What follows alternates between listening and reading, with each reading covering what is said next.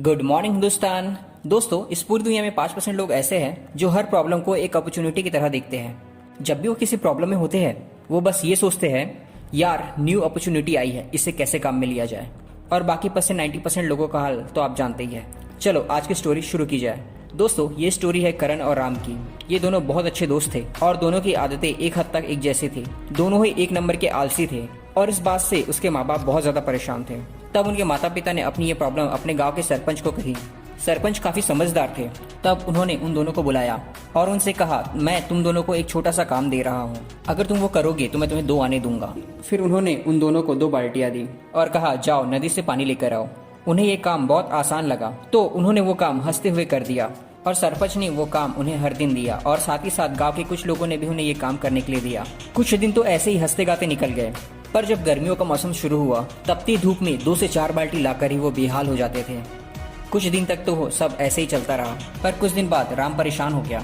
तब राम ने सोचा, क्यों ना मैं नदी तक एक पाइपलाइन बिछा दूं, जिससे हमको बार बार नदी तक पानी लाने के लिए जाना न पड़े और घर बैठे बैठे ही काम हो जाए। पर वो काम अकेले ही नहीं कर सकता था, इसलिए उसने करण से बात की। पर करण ने कहा, तू पागल हो गया है क्या नदी इतने पास है कि तू पाइपलाइन बिछाने का सोच रहा है? नदी बहुत दूर है और पाइपलाइन बिछाने में तो सालों लग जाएंगे। मैं अपने काम से खुश हूँ, मैं तेरा साथ नहीं दूंगा, कहकर करण चला गया। करण के चले जाने के बाद राम ने सोचा, चाहे कोई कुछ भी बोले, मैं जो कर रहा हूँ वो 100% सही है, तो हो गया, बस मैं वही करूँगा जो मुझे सही लग रहा है।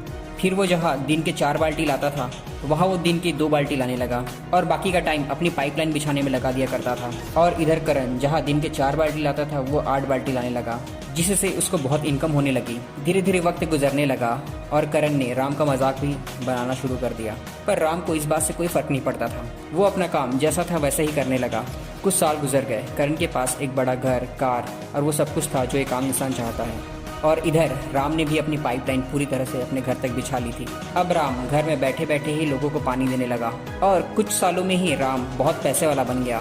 और इधर करण की हालत बद से बदतर होने लगी। पहले तो उसका काम बंद हो गया क्योंकि राम लोगों को कम दाम में पानी देने लगा, जिसके कारण लोग करण के पास पानी न लेकर राम के पास पानी लेने जाया करते थे। और करण के दाम बहुत ज़्यादा थे और रहेंगे भी ना, क्योंकि नदी तक चलकर जाकर पानी लाने में मेहनत भी तो लगती है और कम दाम में वो पानी बेच भी नहीं सकता जितने कम दाम में राम पानी बेच रहा था।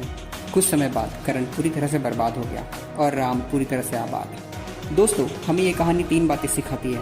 पहला, मुश्किलों से लड़ो और उनका सामना करो, इससे या तो आप जीत जाएंगे या तो कुछ सीख जाएंगे। दूसरा, अगर आपका कोई सपना है, अगर आपको लगता है कि वो सही है, तो उस सपने पर मेहनत करते रहो, चाहे दुनिया कुछ भी बोले। तीसरा, साइड हसल।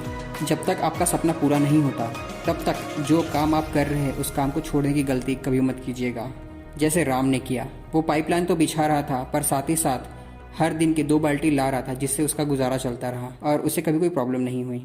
एंड दोस्तों, thank you for watching this video. This is अभी